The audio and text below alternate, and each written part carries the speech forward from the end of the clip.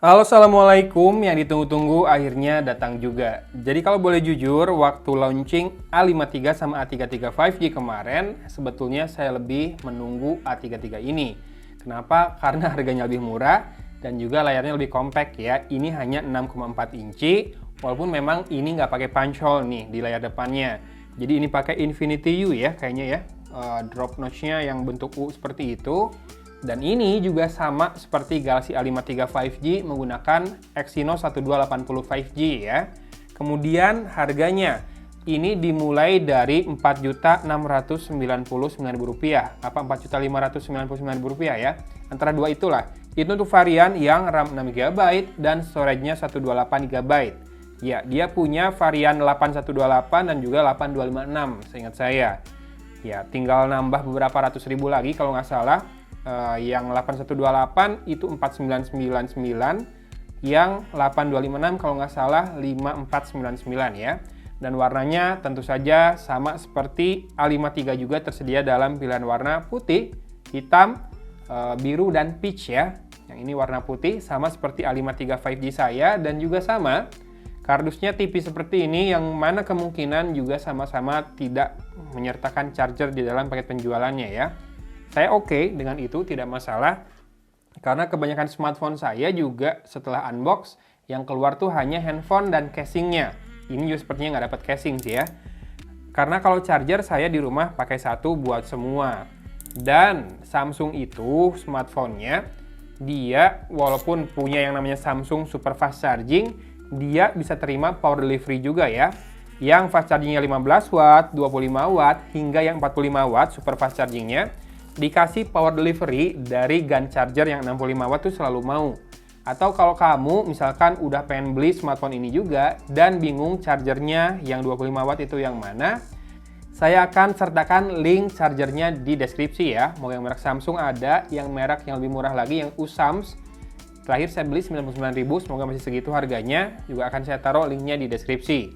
Ini dia Galaxy A33 atau Galaxy A33 5G. Warna putih dan sepertinya ada yang berbeda sih dari kemasannya ya. Kalau A53 kemarin diangkat gitu, kayak S-series. Kalau ini kayaknya didorong deh. Iya, tapi harus disobek dulu ini segelnya.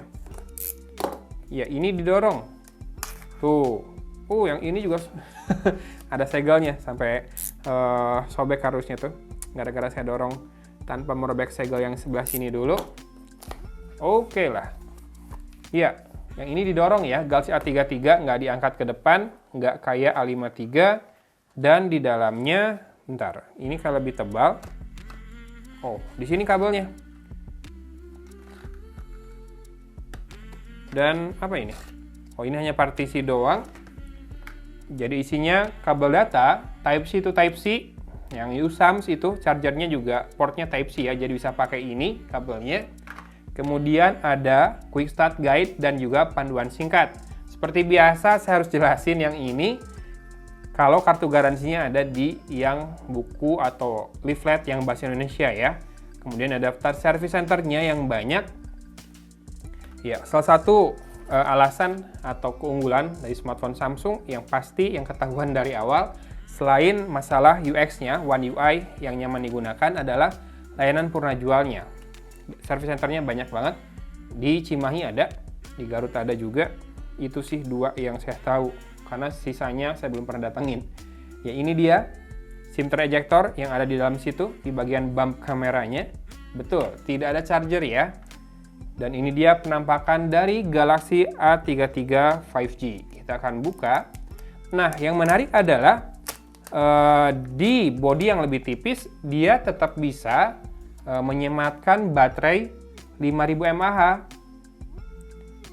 Tahun kemarin bahkan A52 sama A52s aja kan baterainya 4500 ya. Cuma A72 yang 5000 mAh. Oh iya, tadi saya belum bahas. Di sini ada highlight speknya sedikit. Super AMOLED display, quad kamera 48 megapiksel dengan OIS juga. Iyalah ya OIS karena Galaxy A23 saja sudah ada OIS dan juga ini mantap nih. Ini juga punya water and dust resistant dengan rating IP67. Ini dia penampakan smartphone-nya, Galaxy A33. Mungkin kamu bakal sedikit susah membedakannya dengan Galaxy A53. Oke, punya back cover yang lurus. Kemudian frame-nya sedikit melengkung. Warna frame-nya ini silver ya. Nggak chrome sih, kurang mengkilap kalau dibilang chrome. Dan seperti biasa terpasang plastik pelindung, jadi aman selama dalam penyimpanan di kotaknya atau dalam pengiriman ya. Kemudian ada tombol power dan volume rocker. Ya, tombol powernya sayangnya memang tidak dibedakan dengan tekstur. Kemudian di sisi atas ada SIM tray dan juga ini adalah mikrofon kedua ya, buat noise cancellation. Biasanya kita akan lihat SIM tray-nya. Teng teng teng. 128 sih saya cukup, tapi nggak tahu teman-teman. Ya, dan SIM tray-nya seperti ini artinya adalah dual SIM hybrid. Jadi kamu harus pilih 2 nano SIM atau 1 nano SIM dan 1 micro SD. Biasanya kapasitas micro SD di smartphone sekarang bisa sampai 1 terabyte ya. Walaupun saya nggak tahu harganya micro SD yang 1 terabyte berapa. Kemudian di sini kita bisa lihat sisi kirinya polos, kosong melompong. Dan di sisi bawah ada mikrofon, port USB Type-C, dan speaker grill berupa 6 buah lubang. Jadi tidak ada jack audio 3,5 mm juga ya. A few moments later. Ya, sudah masuk ke home screen dan kita bisa lihat bezel dari layarnya. Kiri kanan tipis, atas sedikit lebih tebal, dan yang bawah tebal ya. Kalau saya nggak pernah masalahin karena memang masalah estetik aja, mungkin masalah enak dilihat atau enggak ya. Tapi secara fungsi, karena saya pakai gesture navigation, jadinya ada space buat kalau kata bahasa Sunda awahan, ancang-ancang gitu ya, buat ngambil swipe ke atas dari bawah layar jadinya. Nah, tadi saya udah lap-lap biar layarnya kinclong. Yes, ada insertion. Jadi ini adalah lap yang udah saya biasa pakai setiap kali syuting. Jadi bersihin smartphone-nya selalu pakai lap ini. Ini lap micro denier namanya atau mereknya dari Deniero ya. Kamu bisa cek Instagramnya @deniero.id, lap Korea premium micro denier. Ini grade-nya grade industrial grade dan di atas lap kacamata tingkatannya. Asli ini kalau buat ngelap debu cepet banget dan bersih banget. Termasuk bekas minyak juga ya. Nah, ini kalau nggak salah dijual di harga 25 ribuan. Nih saya dapat setumpuk dikirim. Banyak banget, tapi yang ini polos ya. Kalau yang kamu beli di marketplace, karena yang ini spesial di print, dicetak buat gogon pastinya. Oke, kembali ke smartphone-nya. Kita akan cek seperti biasa. Pertama, fingerprint scanner-nya. Segitu instan lah ya. Ini pasti ada always on display sih. Cuma belum saya set. Oke, instan fingerprint scanner-nya. Layarnya seperti itu ya, Infinity U display, dan kita akan cek di bagian About Phone untuk softwarenya. Ya, One UI 4.1, versi Android-nya adalah Android 12 dengan Google Play System Update di 1 Januari 2022. Dan security patch levelnya sudah April. Sekarang itu saya unbox ini tanggal 5 April loh. Dia udah 1 April loh security patch-nya. Kemarin A53 udah dapat software update ya, yang membuat Game Optimization System atau apa sih namanya GOS itu, yang seperti bahas-bahas di sosmed, bisa di-disable sama user ya. Yang ini belum tahu, nanti kita cek.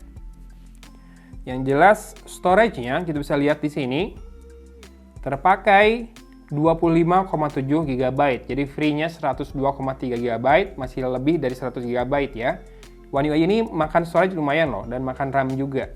Dan biasanya kamu harus coba beberapa hari dulu biar battery usage-nya lebih awet karena dia mempelajari pola pakai pengguna. Benar, itu dari pengalaman saya. Berkali-kali nyoba handphone Samsung sih kayak gitu ya.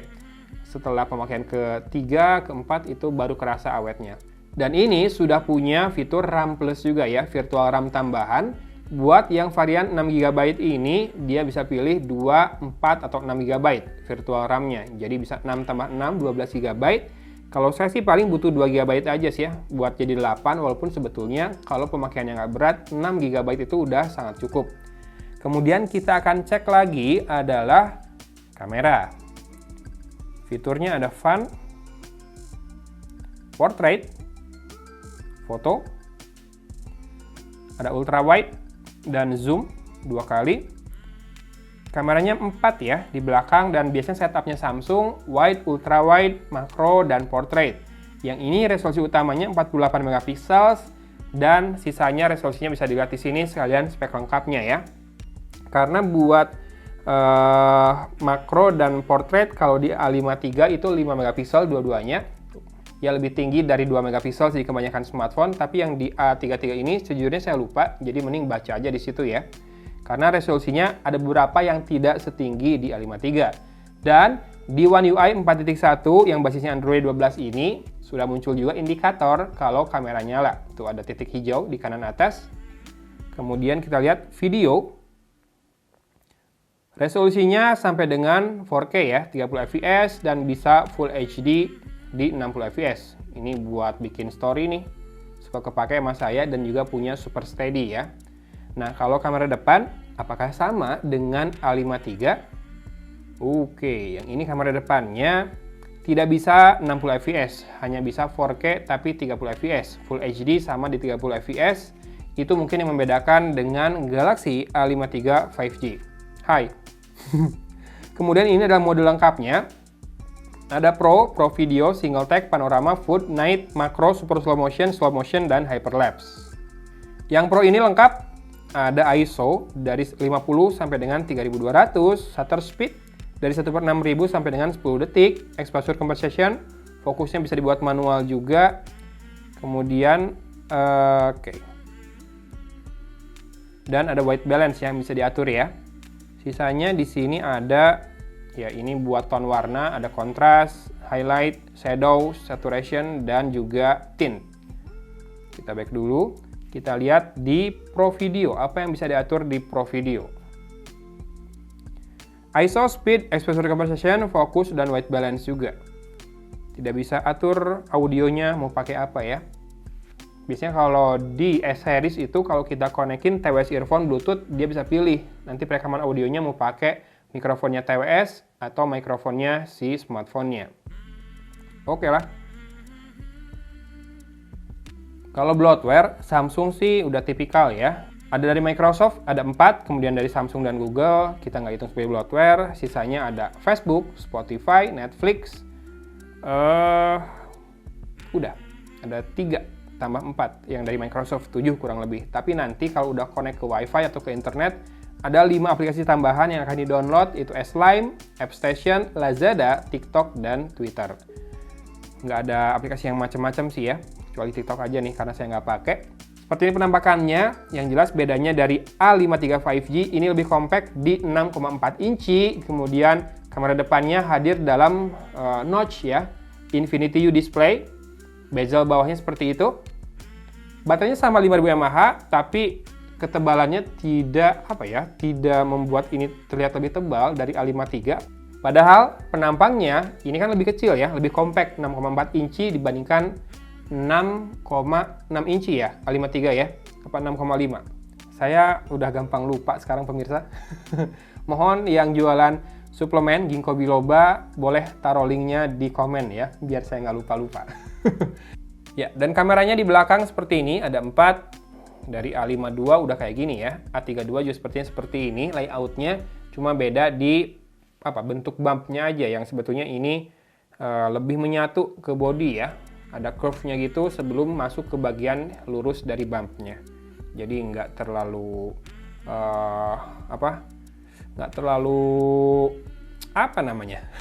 lebih smooth lah ya integrasi dari back covernya ke kamera bumpnya. Termasuk kan ini karena back covernya lurus banget.